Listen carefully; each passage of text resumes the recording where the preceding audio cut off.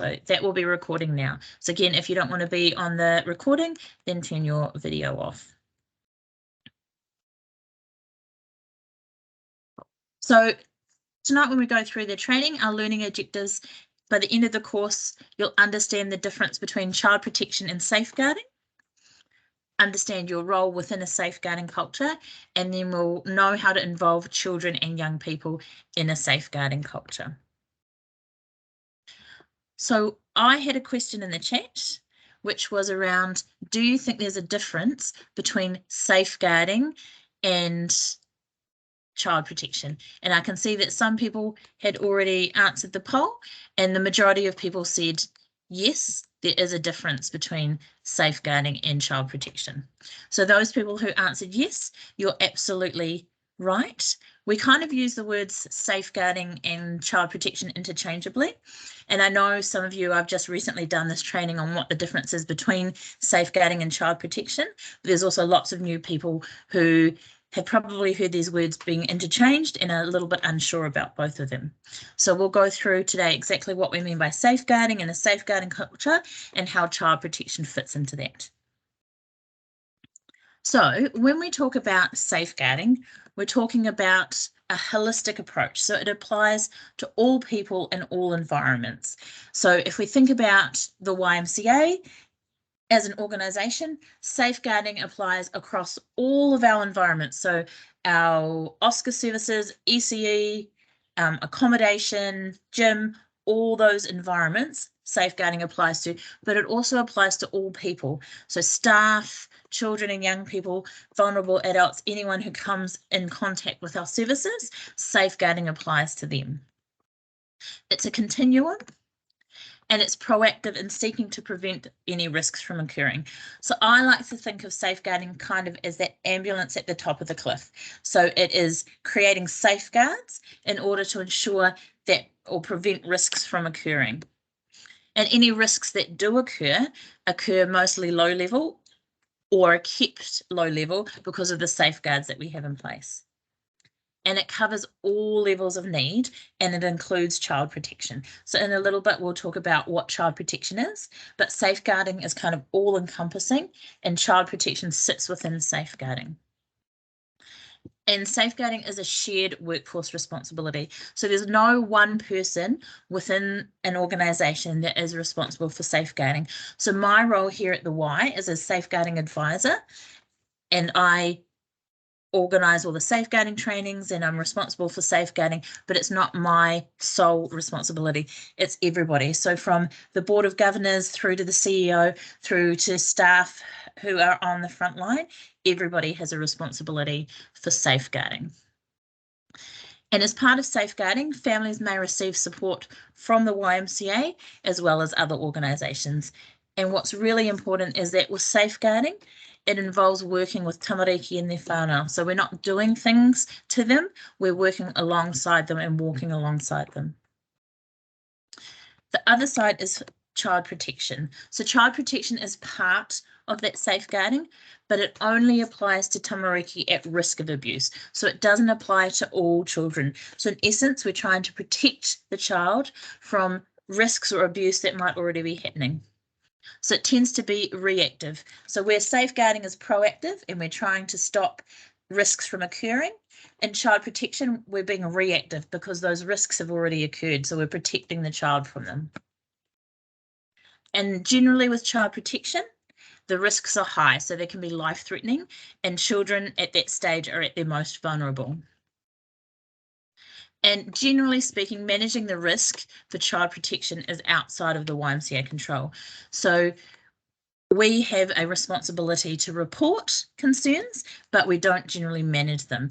So generally speaking, when it's a child protection concern, it would be the YMCA management, such as the senior leadership team or child advocacy staff like myself, who are responding to those concerns. And it will require referrals to and support from specialist child protection services. So that's things like your oranga tamariki, it might be the child abuse team within the police, outside organisations who are dealing with those referrals.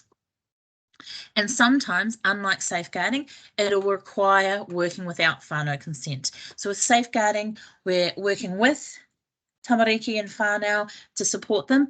Sometimes for the protection of the children or the family, it may require working and making referrals without their consent. So that's where safeguarding and child protection sit with each other. So we talk about creating a safeguarding culture. And so what is a safeguarding culture and what does that look like? So if we look at this circle as being the YMCA, safeguarding culture is kind of everything that sits within that. So we have our staff recruitment and hiring practices. So what we're trying to do is prevent people with nefarious intentions from getting into our organisation. So we know that organisations like the YMCA naturally attract those types of people. We're a big organisation. We work predominantly with children and young people, so it's kind of a breeding ground for people like pedophiles that might want to get into our organisation. So we need to create safeguards to stop them coming into the organisation in the first place. So that might be, we put safeguarding statements on our job ads to deter people applying for jobs. We have a vigorous recruitment process, so we will do reference checks or qualification checks and police checks and interviews and have more than one person in the interview and all those things to help prevent and deter people from coming into the organisation.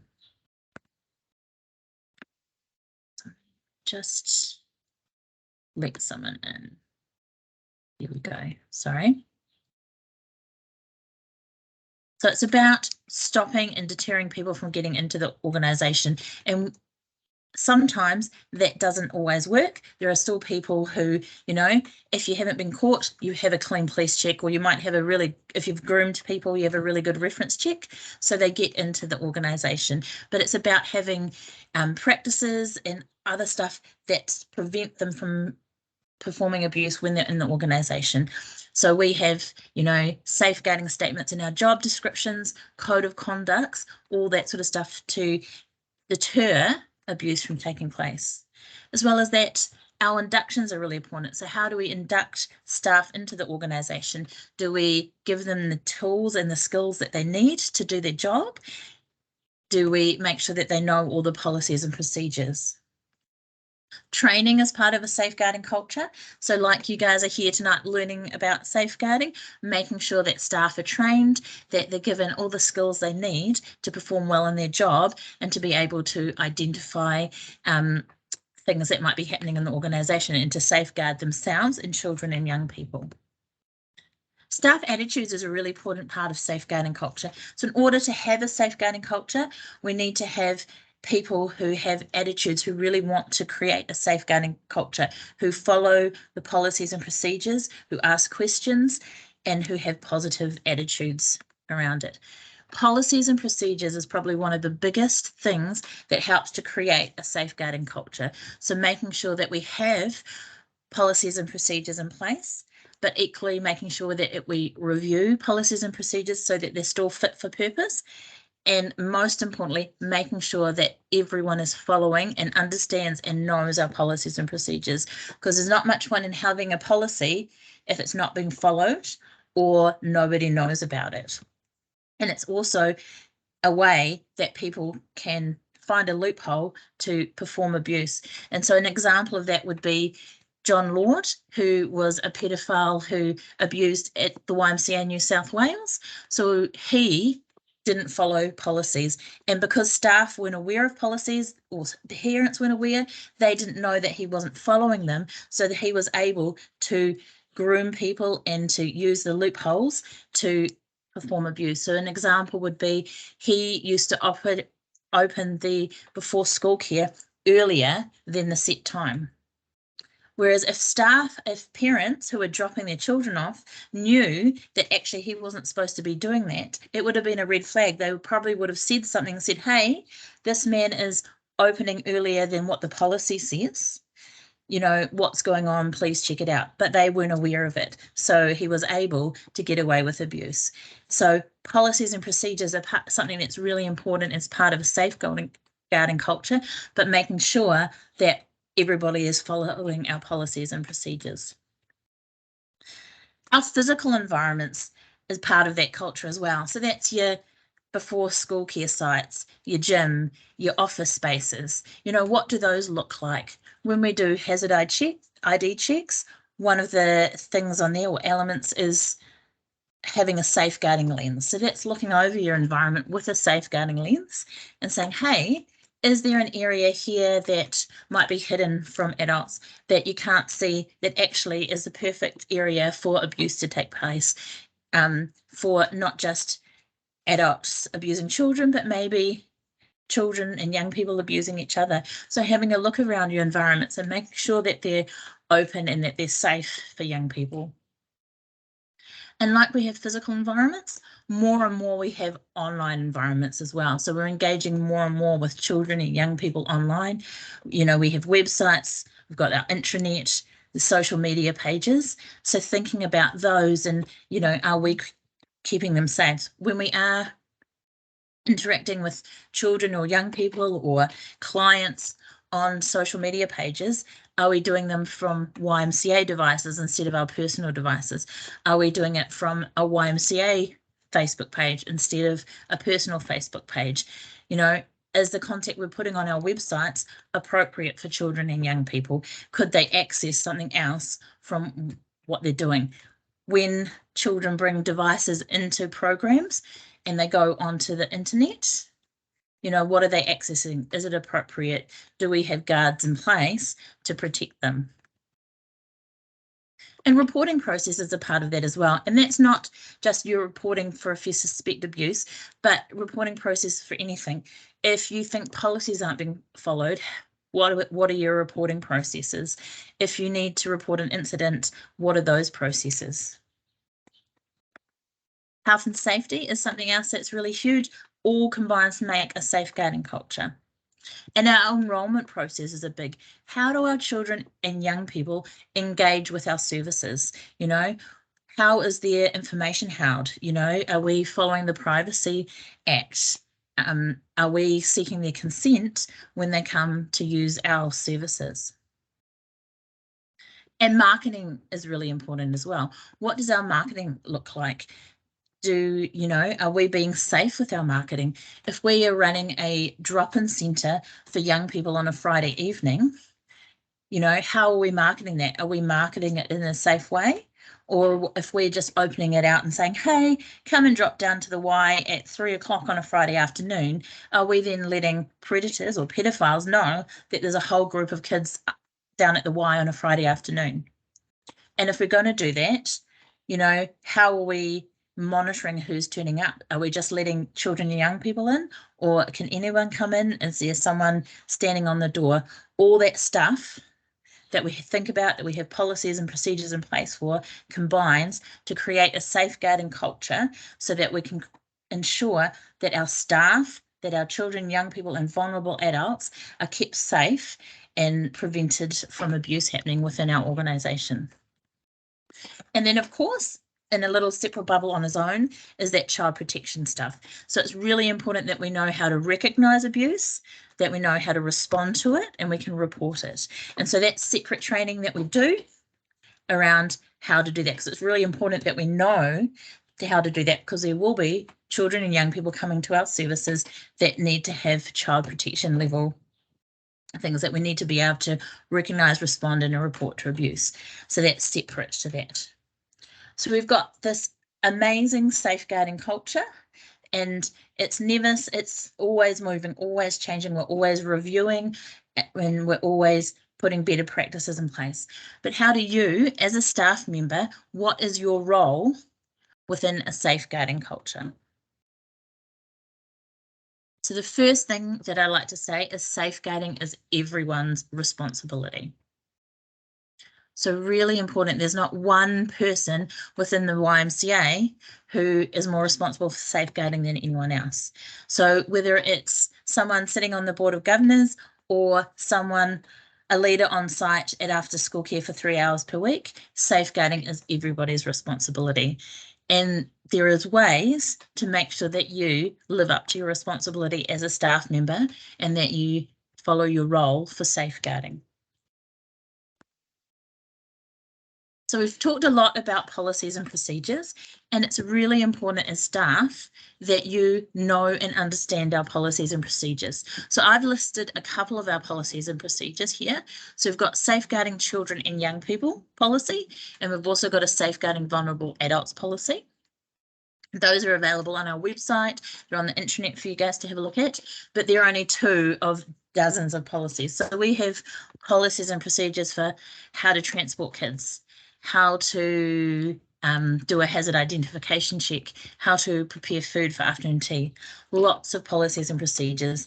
And as staff, it's really important that you are aware of the policies and that you're following them, and that you also are aware of the most recent ones. So policies and procedures are always being reviewed and they're always changing. So the most recent policies and procedures are on the intranet.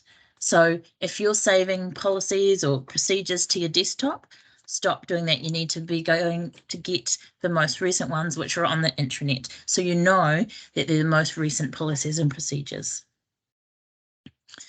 And the key is, if everyone's following policies and procedures, if everyone's following those steps, when someone's not doing it, they really stand out. You can really see the outliers. So that's a red flag, and you can say, that person's not following the policy, they're not following the procedure, what's going on? And you can report that to somebody.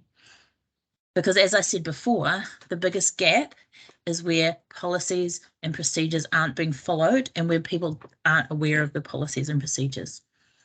So on our Y Kids sites, all our policies and procedures are in folders. On the sign in and out desk for parents to read, they've got notice boards with our policies on, so parents can be aware of those policies and procedures as well. But it's really important that you as staff, you take the time to read through and understand those policies. And if you can't understand them, ask somebody, ask your manager, ask your colleagues, hey, what does this mean? And if you see somebody who's not following policy, tell them about it. Say, hey, that's not what we do here at the Y. You know, this is what we do.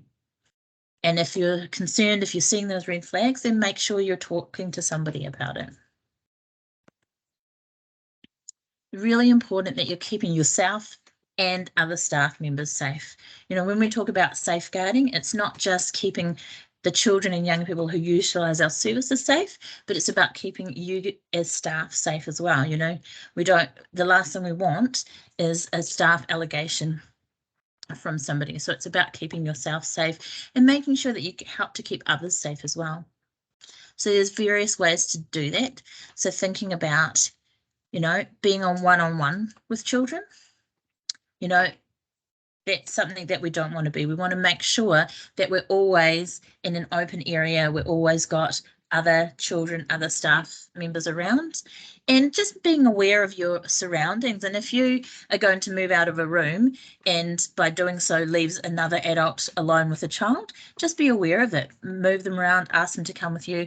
If you are on site and all the kids want to play outside other than a couple, then just thinking outside of the box and going, oh, actually, we'll take a blanket and some toys and everybody can go outside and be in the same area. Everyone can be within sight and sound of each other. So it's just being a little bit thinking outside of your box, a little bit creative with what's happening in terms of being one-on-one.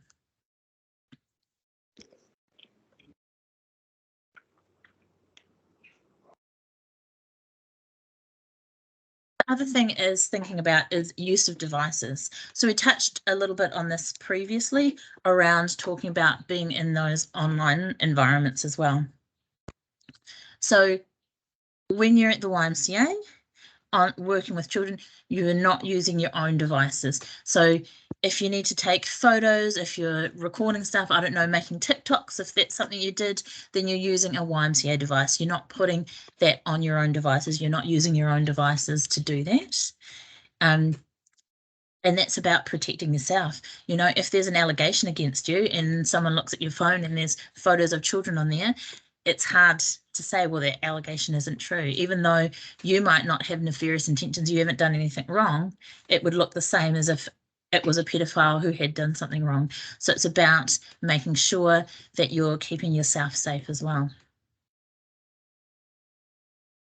other key thing is around personal relationships. So obviously when we're working with children and young people, we need to maintain professional boundaries, and we don't have personal relationships with the children we work with. However, sometimes there may be, particularly if you work in a smaller town, you may know the children and young people that you're working with in a different capacity. They might be your next door neighbor, they might be your cousin, you might have gone to school with their mum, and so there's a different relationship there. So it's about being transparent and open around your relationship. So we don't allow babysitting within the YMCA. So where the relationship is solely a YMCA relationship, there's to be no babysitting. Of course, sometimes you might have that extra relationship. So it might be that they are your cousin and you babysit them on a Thursday afternoon. So it's just being transparent. So getting the parent of the child to write a letter to say, hey, Joe Bloggs is my cousin. I get them to babysit every Thursday afternoon, and then we've got that letter on, and we can put it on an HR file, so that if another staff member sees you babysitting that child and they can talk to their manager and say, hey, this person is babysitting a YMCA child, it goes against policy, we know what the situation is. We've got that relationship documented as well. So it's just about keeping yourself safe. And the last thing on that is if you see something, say something. So that I can't stress that enough. And you will have seen posters across the YMCA saying that if you see something, say something. So if you see something that just doesn't sit right with you, you don't think that it's right, say something. If you see people not following policies, say something. If you see people being one-on-one or doing things that don't fit with a safeguarding culture, say something. So talk to your manager. If it's your manager, talk to their manager. Feel free to contact me as the safeguarding advisor. You might contact Ben as a COO, but just talking to somebody and telling them about what you've seen. So really important, if you see something, say something. If you're unsure, say something anyway. It's better to have said something than not say something. Making sure that you contact people. And we do have a whistleblower policy. So if you're not comfortable talking to your manager, talking to their manager, talking to someone else, we do have a whistleblower policy, and there's a contact details on there for an external person who you would contact and let them know what's going on, what the breach of policy is, and then they would deal with that. And it's really important, we're all practitioners, whatever area of the Y we work in. So it's about having best and accountable practice. So, always reflecting on your practice, making sure that you've got best practice. And really important to work collaboratively as well. And when I say work collaboratively, that's you working with your colleagues, but also sites working with other sites as well. So where issues happen is when we're being really siloed and we're not talking to our colleagues or we're not talking to other people. So when we work collaboratively, that's when we're really open and we have a really good safeguarding culture. We're talking to other people, we're sharing our concerns, asking their advice on things, and so creating a really good safeguarding culture. So what we've talked about so far is we have had that chat about what is a safeguarding culture and what is child protection. And then we talked about what your role as staff are within a safeguarding culture. Before we move on, we're going to talk about involving young people and children into a safeguarding culture. But are there any questions that anyone has before we move on?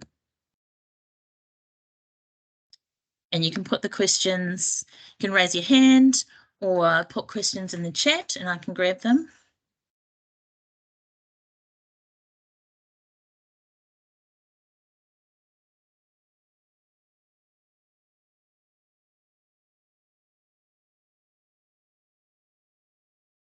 Angie's just asked about the quiz, but Angie, I'll go back to you around that later because everyone should have had the quiz emailed out.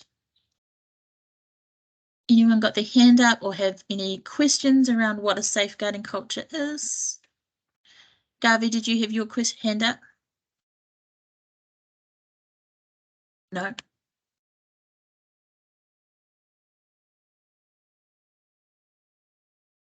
Okay, so if you do have any questions, just pop them in the chat and I can grab them later and answer them.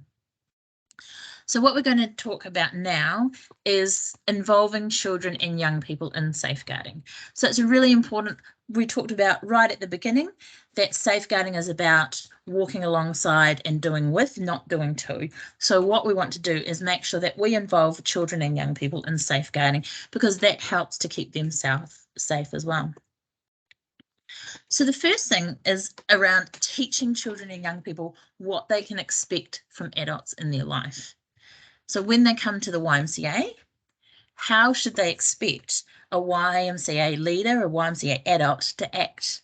And if they have that view of, and they know how an adult should act, then they can see the outliers. So if they know how an adult should act around them, and then somebody acts differently, they've got that to go on. They go, hey, that person's not doing what they should be doing, what I expect them to do. I don't feel comfortable, and they can say something. It gives them the power to then speak up, to know that, hey, that's not right.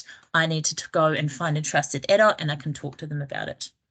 Whereas if they don't know, if they've never been told what is right and wrong, what they can expect from a YMCA adult, how a YMCA adult should act, then they can't see those outliers, that they don't know what to expect. So one of the biggest ways of creating a safeguarding culture and making sure that our children and young people are safe within our organisation is teaching them what to expect.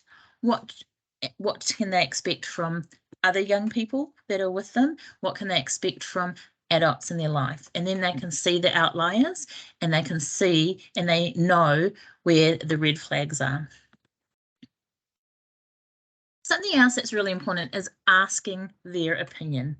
You know, it's really important that we're giving young people a voice, that we're letting them know that their opinions matter.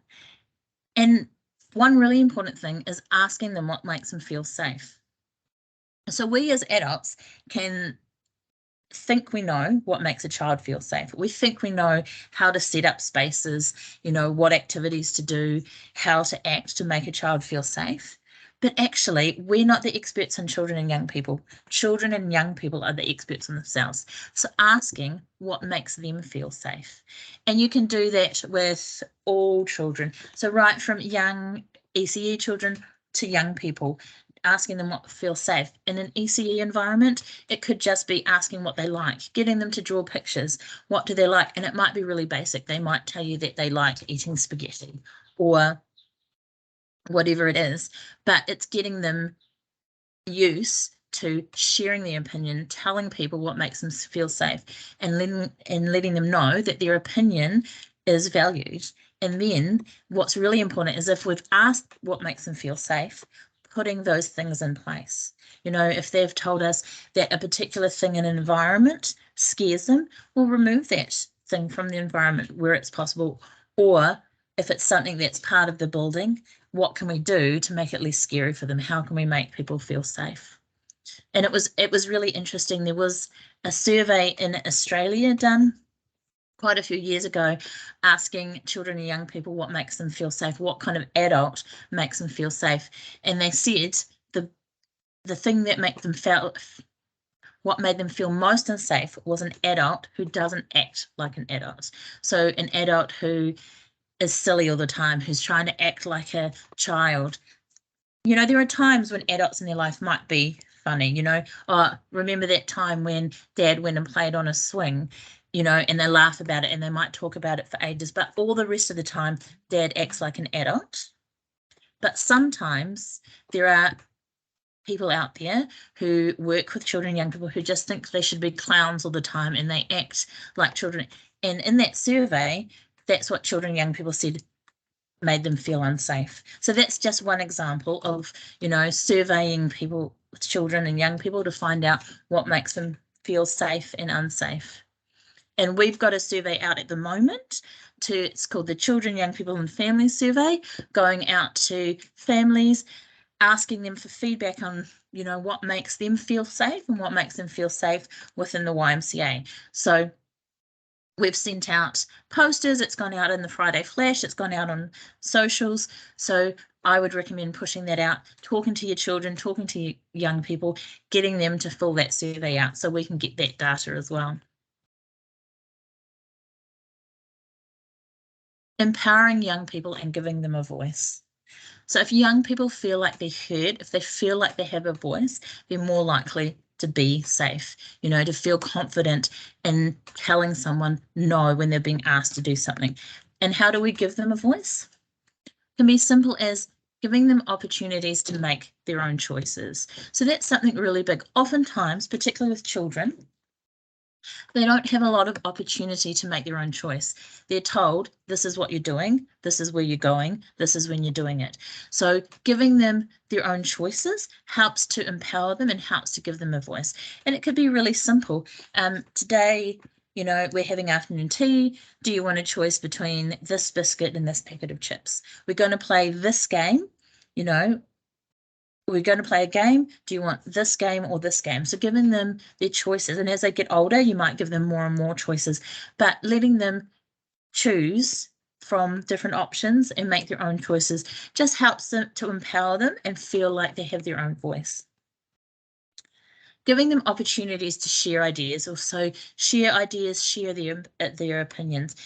And it's really important that if they're having the opportunity to share their ideas, share their opinions, that they feel like their ideas and their opinions matter. So that they're not just having the opportunity to share them, but people are listening to them as well. And that's really important. That's what gives young people a voice, is making them feel like their ideas, their opinions matter, like people are listening to what they're saying. And the more they feel like people are listening to them, that they have a voice, the more likely they are to speak up when something's not going right, when they don't feel comfortable. They're more likely to step in when they see something else happening for another person.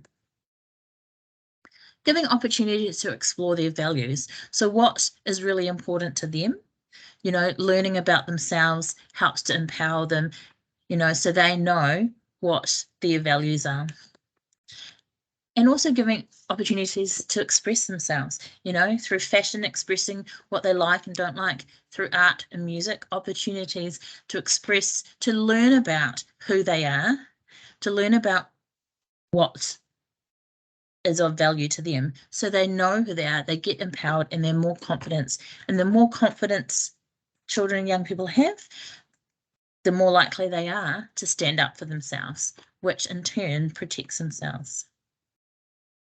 And it's really important that children and young people have involvement in decision-making processes as well. And that can be really powerful to help them feel like they listen to, that they have a voice, that what they say matters, that if they're going to say something to someone, that somebody is going to listen and to take them seriously.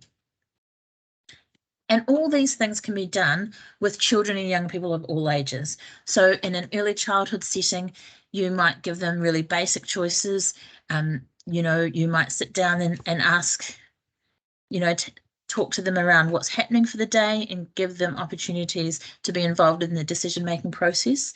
To young people, I think we do this really well with our Raise Up program, where they are leading the program themselves. And we take a step back and we're really just facilitating, but the young people are, coming up with the ideas, they're making the decisions themselves. All really important steps to empower young people, to give them a voice, because the more they feel they're listened to, the more they feel they have a voice, they're more likely to stand up for themselves, to say something when something doesn't feel right. Now, bodily autonomy is really important. And for those of you that don't know what bodily autonomy is, it's the right to use your body as you see fit, essentially. So no one else can tell you how to use your body. It's your body and you will use it how you want to. So we can talk to kids about bodily autonomy from a really young age, and it can be just really simple. Oftentimes within a Y Kids setting, we talk about keeping our hands and our feet to ourselves. We talk about personal space. We talk about kind touch, all that sort of thing. And so having those conversations, there's all sorts of programs out there that can come in and talk to children around bodily autonomy, around consent. Really important conversations to have so children know where their boundaries are. They can express them, they can find out where their boundaries are, so that if someone is crossing their boundaries, they feel confident to tell them no, to go and talk to someone, to talk to a trusted adult around that. So really important, and there's some really cool resources out there online, some videos that you can share with young people to talk to them about bodily autonomy, about what bodily autonomy is, and about consent and so on. And it's really important that we are having those conversations, and we do that on a regular basis, sometimes without even knowing it. You know, when we're talking about the rules in YKids and we're saying keeping hands and feet to ourselves, we're talking about personal space. And the more we do that, the more we let children know that actually they have bodily autonomy, the more confident they will be in, you know, speaking up if somebody's doing something that is not appropriate. And the last thing that's really important is explaining the why in things. You know, we often have lots of rules, we have policies in place, but we don't tell children why they're there. You know, it's a bit like going back to that doing to children instead of doing with. You know, if we explain why rules are in place, explain why we're doing things, they're more likely to understand and they're more likely to follow the rules. So if we, as an example, we don't allow children to sit on an adult's knees when we're at the YMCA. And there's a good reason for that. You know, we want to keep our children and young people safe. So rather than just saying, hey, we don't sit on an adult's knee, we explain to them why. In child appropriate language, we're doing this because we want to keep you as a child safe. And if they understand why, then they're more likely to understand why those rules are in place, follow those rules, and keep themselves safe.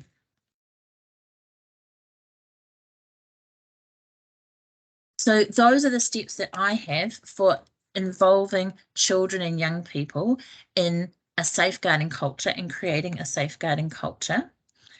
So is there any questions regarding that? Does anyone have any sort of want to talk about their context, their environments, they have where they want to involve children and young people? You can put stuff in the chat or raise your hand and talk about that as well.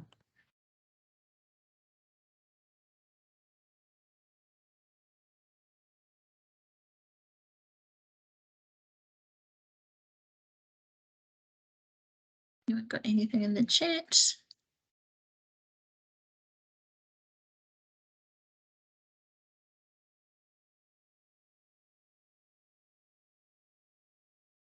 No questions? Perfect. So what we've done today, obviously, we went through what is the difference between safeguarding and child protection. So you've got more of an idea now around what a safeguarding culture is and what all aspects of a safeguarding culture are. And we've also talked about that child protection. So it sits within the wider safeguarding culture, and it's about recognizing, responding, and reporting abuse. So those children who have already, you know, are at risk of abuse or being abused, it's protecting them. Whereas that safeguarding culture is that wider proactive approach to prevent things from happening and to prevent risk. So how I liken it, as I said before, safeguarding is the ambulance at the top of the cliff, child protection is the ambulance at the bottom of the cliff. So once you've got that safeguarding culture, we talked about your role as staff and what your role is within a safeguarding culture. So it's really important that as staff, you guys are making sure that we have a safeguarding culture, that you're living and breathing the stuff. And if you have questions, if you're unsure, making sure that you ask people, ask your manager, feel free to flick me a Teams message or an email, ask me questions around it. But it's really important that you guys know your policies and procedures, that you are reading them, that you are following policies and procedures. And if you are unsure, if you see that people aren't following policies, talk to them about it, talk to other people about it, remind them what our policies are. You know, if you see a child going to sit on somebody's knee, then say, hey, we don't do that at the YMCA, encouraging the children to get off, and then reporting it to somebody and making sure that you've got accountable practice. And then following on from that, after we talked about your role as a staff member within a safeguarding culture, we talked about how do we involve children and young people in order to keep them safe within a safeguarding culture. So there were quite a few ideas there, but the main is really empowering our young people to have voices so that they know to speak up. They can see when things aren't right and they can speak up. And one of the most important things that we can teach our kids to say is stop it, I don't like it. And that's really basic. And we see kids doing that on a day-to-day basis. You know, when they're with their friends, if their friends are doing something they don't like, they'll say, stop it, I don't like it. But teaching them that it's really all right to say that when anybody is doing something that they don't like. You know, stop it, I don't like that. So it's really important in order to keep our kids safe and to have a safeguarding culture that we are incorporating children and young people into our culture, into our safeguarding culture, that we're asking their ideas and opinions, that we're really giving them a voice so they feel confident in coming to talk to a trusted adult and calling something out when they see it. And the biggest thing that I can give you to take away from safeguarding is if you see something, say something. And we have these posters around that say, see it, say something, stop it. So that's the biggest thing. If you don't take anything away, if you don't pass anything else on to our children and young people, telling them if you see something, say something. So speaking up is really important to make sure that we have a safeguarding culture, that, you know, we prevent abuse and so on from happening. If you see something, say something. So I have finished that presentation a little bit earlier, but that gives us time to ask any questions. So Julian has said, can you expand on child appropriate language to explain why we have policies in place? Outdoor instructor for context. Yep, absolutely, Julian. And so sometimes, particularly in the outdoors, you have to have lots of rules in place, because if you don't, obviously, you know, there's lots of dangers, there's lots of risks within that outdoor environment. So talking about child appropriate, if we were talking about high ropes, for example, you probably wouldn't talk about, you know, big long words, but you talk about, well, we have to clip our harness in place because if you don't, you'll fall and you'll break your bone. So it's just making it understandable for children. So just using words that children are going to understand. And if you wouldn't have 3 or 4 year olds probably on a high ropes course, but you might have them in an outdoor setting, the words that you would use for a 3 and 4 year old is very, very basic compared to what you might use for a 14-year-old. So it's just changing a wording according to your environment and to your audience and knowing what is appropriate for them. And hopefully that helps to answer that question. And then it says, can we use availability of staff under involving young people in safeguarding? And I'm not sure what you mean by that question, so you might have to elaborate on that.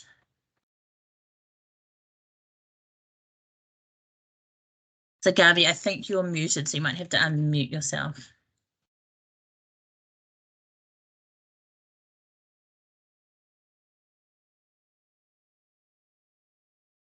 When you are covering the topic like empowering young people and giving them a voice, like I know giving them a voice means like we are giving a chance for them to speak as well. But for example, like how about the availability of the staff? Sometimes like it is a good way to start the good conversation as well. So giving our opinion as well as the child's opinion, giving the priority to the child's opinion, and then to the build up that conversation with the voice of the experience of the staff as well. Yep, absolutely. So if you're trying to get you know, involve children and young people, you might give them a scenario and you say, well, this is, you know, I had this experience, you know, can you tell me about a time that you may have had something similar? And ask them to then elaborate. So you're giving your experience and your opinion to kind of draw stuff out of them. I think it's really important, though, that we're not forcing our opinion, because it can be really easy for us as adults to say, this is my opinion and this is what I think, which will then stop children and young people from sharing their opinions. So it's about sort of being collaborative with them and giving them opportunities to share, you know, and sometimes, particularly when we're doing group activities, you know, it's really hard when there's quiet. So you might ask a question and you don't get any answers. And so it's really quick for us then to jump in and we want to give the answer, or, you know, we want to then go on. So just, you know, being slow, counting to 10, giving opportunities for them to think and then give the answer as well. Does that answer your question, Garvey? Thank you so much. Yeah, I just focus on the like when we are giving the opinion, sometimes it's kind of forcing as well. We are giving like our opinion, our experience, talking our experience, but we have to give their like the priority wants to give it to the child. Yeah, that's why. Yeah. Oh, yeah, and it's really important to know there are times when we're not going to be able to have the children involved in decision-making processes or give their opinions. There are times when things are dangerous, and you know, Julian talked about the outdoor environment, you know, and that's a really high risk environment, and there are times when children actually just have to follow the rules and do what they say. So what we need to do is then explain to them why we're doing this. You know, we can't get them to be involved in the decision-making process and help put the rules in place, but we can tell them why it's happening. You know, when we're around the campfire, we sit squatting down, because if a log falls off, we want to be able to jump back. That's why we don't sit around the campfire. So it's about explaining what's happening. They can't have an input into changing the rules, but they can understand why the rules are in place. Did anyone have any other questions?